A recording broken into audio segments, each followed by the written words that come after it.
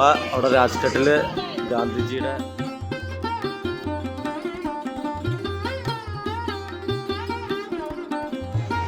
നമ്മളിപ്പോൾ നിൽക്കുന്നത് ഗാന്ധി സമാധിയിലാണ് കേട്ടോ. മേരാ ജീവൻ മേരാ സത്യം, शुद्ध विचार की शक्ति वजन से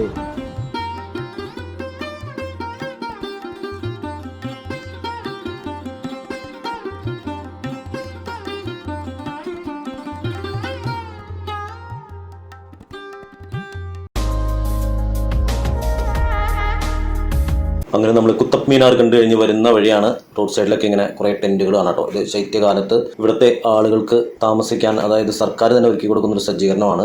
മറ്റുള്ള സമയത്ത് ടെൻറ്റുകളൊന്നും ഉണ്ടാവില്ല. അപ്പോൾ ഇവിടെ കിടക്കാനായിട്ട് ഇതിൻ്റെ അകത്ത് കട്ടിലും മറ്റുള്ള കാര്യങ്ങളും വരെ സജ്ജീകരിച്ചിട്ടുണ്ട്. പിന്നെ ശൗചാലയമൊക്കെ ഇങ്ങനെ പബ്ലിക്കായിട്ട് ഇപ്പോൾ ഒരുപാട് ചെയ്യുന്നതുകൊണ്ട് സാധാരണക്കാരായ ആളുകൾക്ക്, അതായത് റോഡ് സൈഡിൽ ഉറങ്ങുന്നവർക്കൊക്കെ ഇത് വളരെ ഒരു വലിയ കാര്യമാണ് കേട്ടോ. അതിൻ്റെ സൈഡ് വർക്ക്, വാൾ വർക്കൊക്കെ രസമുള്ള ഇതിൽ ഏറ്റവും സൂപ്പർ ഗുഡ്ഗാവാണതാ. നമ്മൾ ദുബായ് പോയ ഏരിയ. ഞങ്ങള് ട്രെയിൻ അല്ല പ്ലെയിൻ കഴിഞ്ഞിട്ട് വന്നപ്പോ ഏതോ ഒരു ടണലിന്റെ ഉള്ളിൽ വന്ന അതാ പോണതാണ് ഗുഡ്ഗാവിലേക്ക് പോണത്. പക്ഷെ അതാ അവിടെ ആ ഗുഡ്ഗാവ് ചെന്ന് കഴിഞ്ഞാൽ മൊത്തം ദുബായ് എന്ന് പറയാനുള്ള മൊത്തം ഇൻഡസ്ട്രിയലും കാര്യങ്ങളായിട്ട് IT സെക്ടറും ആ വഴികളെല്ലാം അങ്ങനെ പണിതിരിക്കുന്നത്. മൊത്തം DLF-നുണ്ടല്ലോ, DLF-നായിട്ടുള്ള അവരുടെ കൺസ്ട്രക്ഷൻ മൊത്തം.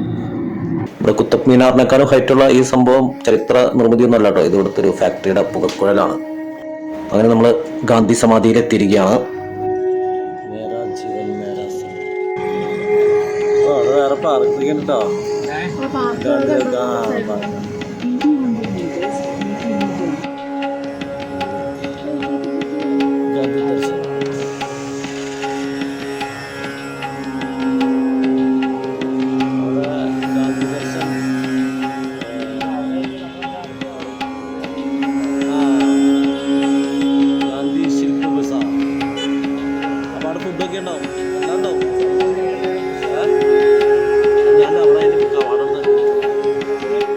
അങ്ങനെ നമ്മൾ രാജ്ഘട്ടിന്റെ എൻട്രൻസിലെത്തിട്ടോ. നമ്മളിപ്പോൾ നിൽക്കുന്നത് ഗാന്ധി സമാധിയിലാണ് കേട്ടോ.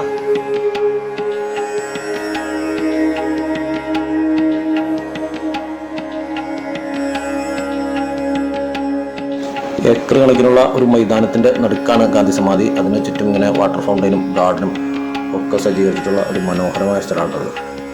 വളരെ സൈലന്റ് ആയിട്ടുള്ള ഒരു ഏരിയയാണ്.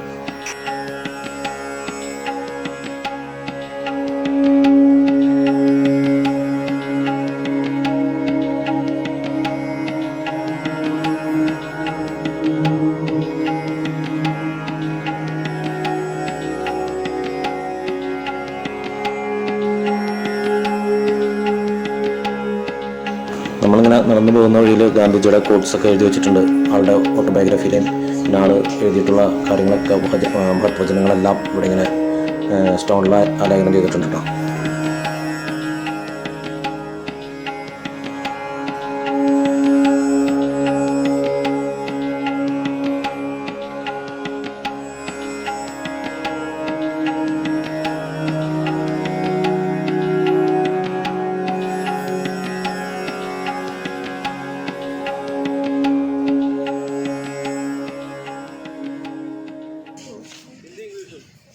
There is no happiness like truth, no misery like yes.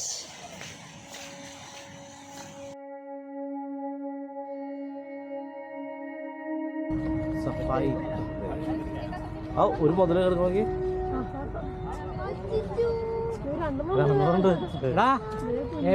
Doggy baby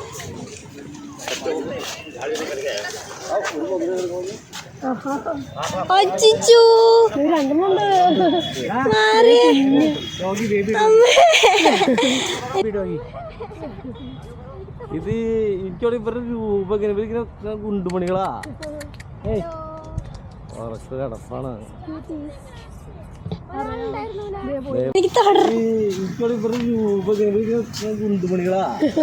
hello ഉറക്ക കിടപ്പാണ്. ഒരാളുണ്ടായിരുന്നൂല. അത് ലാഭമൊന്നുമില്ല, പക്ഷെ ലാഭാണോ?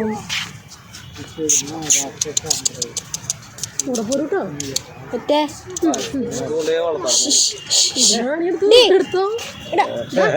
ഡായാണോ ഡി ആണോ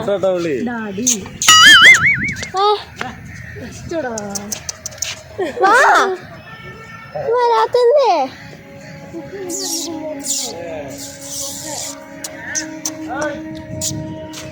എന്നോട് എന്തേന്ന്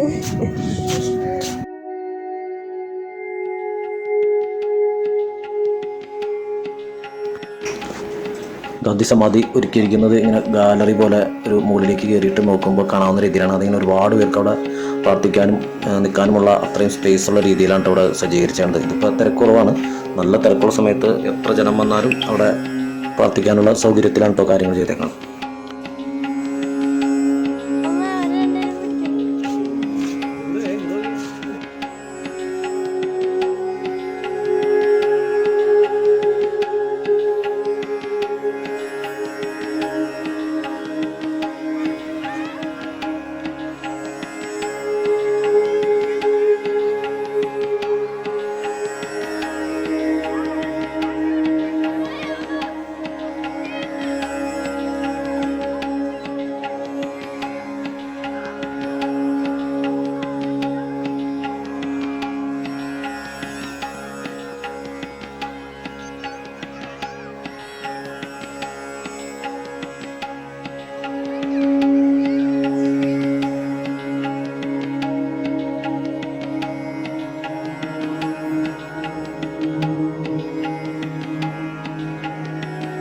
വലിയ മൈതാനമായതുകൊണ്ട് എത്ര പേര് വന്നാലും ഇവിടെ അങ്ങനെ അധികം ആൾത്തിരക്കുള്ളതായിട്ട് തോന്നില്ല. ഒരുപാട് സ്കൂൾ കുട്ടികളും ആളുകളുമുണ്ട്. പിന്നെ അതിൽ കൂടുതൽ ഫോറിനേഴ്സും ഇവിടെ വരുന്ന സന്ദർശകരിൽപ്പെടും.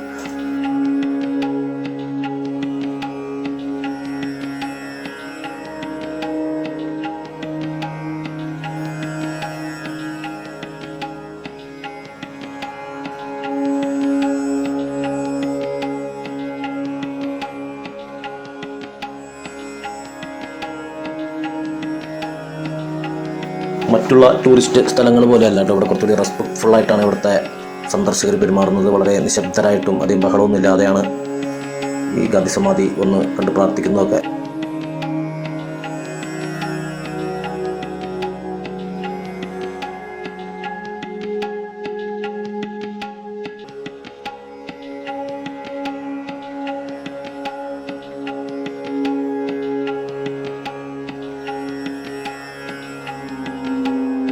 പിന്നെ കൂടുതൽ പേരും സെൽഫി എടുക്കലും ഫോട്ടോ എടുക്കലുമാണ്. അപ്പോൾ ഞങ്ങളും ഫോട്ടോയും സെൽഫിയും വീഡിയോ എടുക്കുന്ന ഇതൊക്കെ തന്നെ. എല്ലാവരും അങ്ങനെയൊക്കെ തന്നെയാണ്. പക്ഷെ അധികം ശബ്ദവും ബഹളമൊന്നും ഇല്ലാതെ.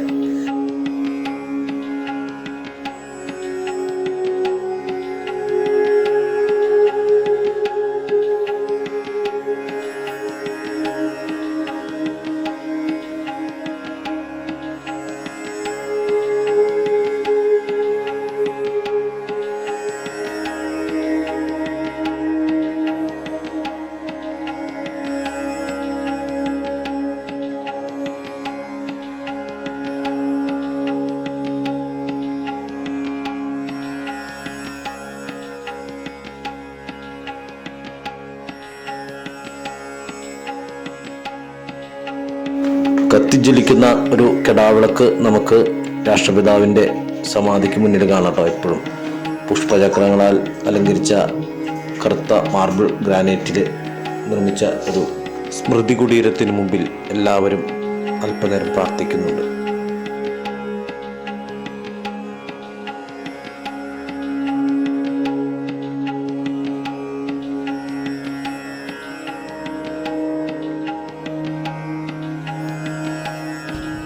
കാര്യങ്ങൾ കഴിഞ്ഞു. അങ്ങനെ ഞങ്ങൾ പുറത്തേക്ക് ഇറങ്ങിട്ടോ. ചാടിക, ജംപ് ജംപ്. നിന്റെ വില്ല വെള്ളം നാട്ടുപോരെ. അതേ ഓട്ടോസ് ഇവിടുന്ന് അങ്ങോട്ട് പോകണമെങ്കിൽ പെട്ടെന്ന് എത്തും. തിരിച്ചു കയറാനായിരിക്കും പാട്. അളച്ചുള്ളി പിള്ളേർക്ക് ഇവിടെയുള്ള രസം എന്ന് വെച്ച് കഴിഞ്ഞാൽ അങ്ങനെ മൈതാനം ഇങ്ങനെ നീണ്ട് പുൽത്തകടി നിറഞ്ഞിങ്ങനെ ഇറക്കവും കയറ്റമൊക്കെ ആയിട്ട് എടുക്കണറുണ്ട്. ഇവിടെ നിന്ന് രണ്ട് ഏറ്റവും താഴെ പോവും, അവിടെ നിന്ന് ഓടി കയറും. ഇത് തന്നെയാണ് ഇവിടുത്തെ പിള്ളേരുടെ കളിയാണ്. അപ്പൂസ് എന്തായാലും ആഘോഷിക്കാൻ തീരുമാനിച്ചു.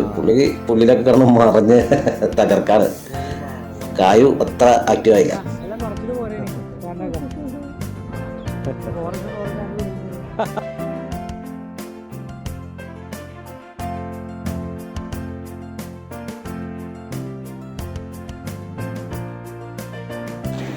നമ്മൾ ഗാലറിയിലൂടെ നടന്ന് നമ്മുടെ രാജ്ഘട്ടിൻ്റെ എതിർവശത്ത് ചെന്നു കേട്ടോ, വണ്ടിയൊക്കെ പാർക്ക് ചെയ്യുന്ന സ്ഥലത്ത്.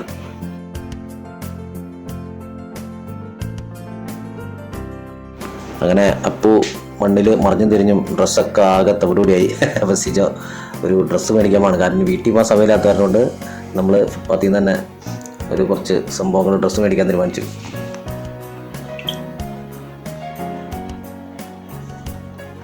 അവിടേക്ക് നമ്മൾ വീട്ടിൽ പോയി സാധനം എടുക്കാൻ പോണ പെട്രോൾ കാശ് ഉണ്ടെങ്കിൽ ഫുട്പാത്തിൽ ഐറ്റം കിട്ടുട്ടോ, നല്ല സാധനങ്ങൾ. അത്രയ്ക്ക് ചീപ്പ് റേറ്റാണ്. പ്രത്യേകിച്ച് ഈ തണുപ്പ് സമയത്ത് വിൻ്റർ സീസണിൽ വിൻ്റർ ഡ്രസ്സുകളൊക്കെ അവിടെ വളരെ ചീപ്പ് റേറ്റിനും നമുക്ക് വില പേശിയൊക്കെ മേടിക്കാവുന്ന രീതിയിൽ ഫുട്പാത്തിൽ ഒരുപാട് ഡ്രസ്സുകളുണ്ട് കേട്ടോ. നല്ല കൂടിയ റേഞ്ചുള്ള ഡ്രസ്സും ഉണ്ട്, അതുപോലെ വളരെ ചീപ്പ് ക്വാളിറ്റി കുറഞ്ഞതുണ്ട്. അപ്പോൾ വില പേശുന്നാലും ക്വാളിറ്റി കുറഞ്ഞതായിരിക്കുള്ളൂ. നല്ല സാധനങ്ങൾക്ക് ഒരു നല്ല വില തന്നെ ഇട്ട് നമുക്ക് തരണം കേട്ടോ. എല്ലാ റേഞ്ചിലുള്ള ഐറ്റംസ് അവിടെ നമുക്ക് അവൈലബിൾ ആണ്.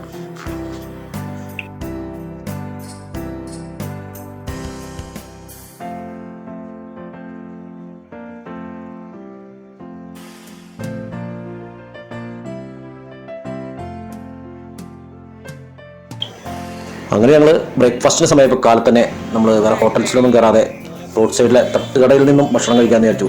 നോർത്ത് ഇന്ത്യയിലെ റോഡ് സൈഡിലെ ഭക്ഷണം എങ്ങനെയുണ്ടെന്നൊന്ന് പോയി ഫുഡ് എങ്ങനെയുണ്ടെന്ന് പരീക്ഷിക്കുകയും കൂടിയാണ് നമ്മുടെ ലക്ഷ്യം.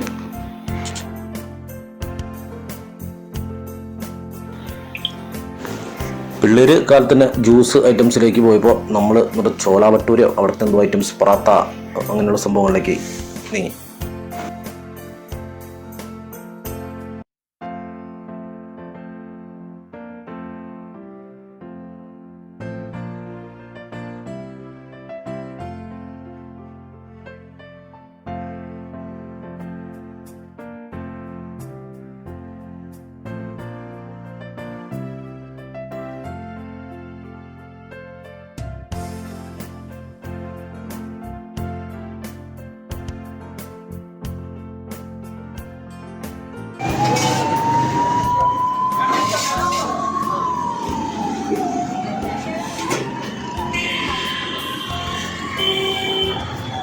ചീസൊക്കെ ഇട്ടിട്ട് തന്നെയാണല്ലേ.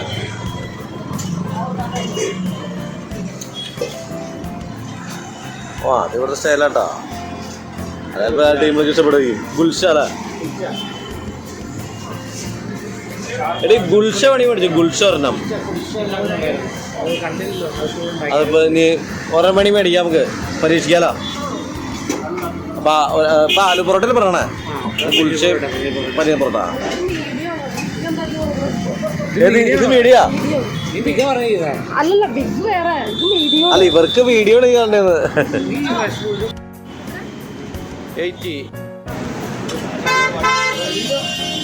ഇതാണ് പനീർ. അതിന്റെ അകത്തുണ്ടാവും പനീർ. തുറന്നു നോക്ക്. ഇല്ല, അതിന്റെ ഉള്ളിൽ ഫില്ലാണ്.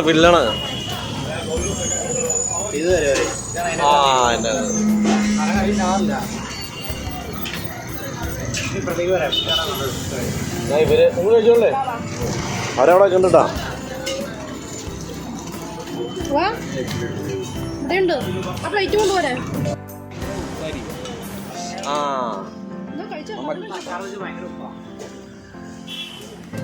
പെട്ടെന്ന് വയററിയും. അത് ശൂശി പോകുമ്പോ പോക്കോളും.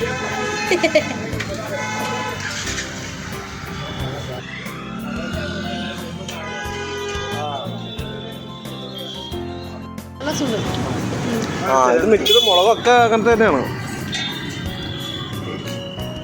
ടേസ്റ്റ് ഉണ്ട്. ഇത് കഴിച്ചില്ലല്ലോ. കുളിച്ചോ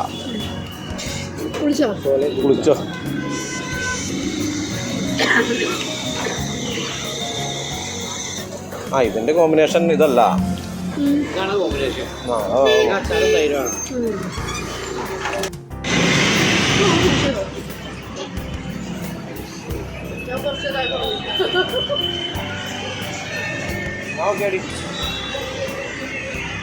ഇത്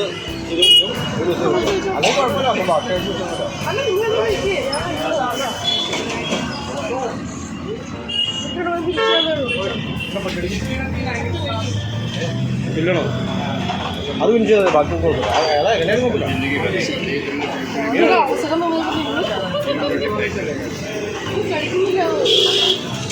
പക്ഷെ ഇത് വലിയ ബഡ്ജറ്റില്ല കേട്ടോ. പക്ഷെ വടക്ക് നല്ല കാശ് എടുത്തു. എന്തുമില്ല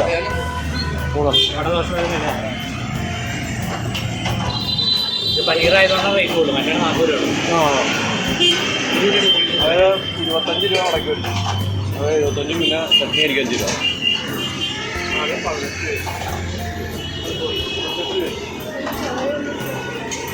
ചായ ഉണ്ടോ ഇവിടെ?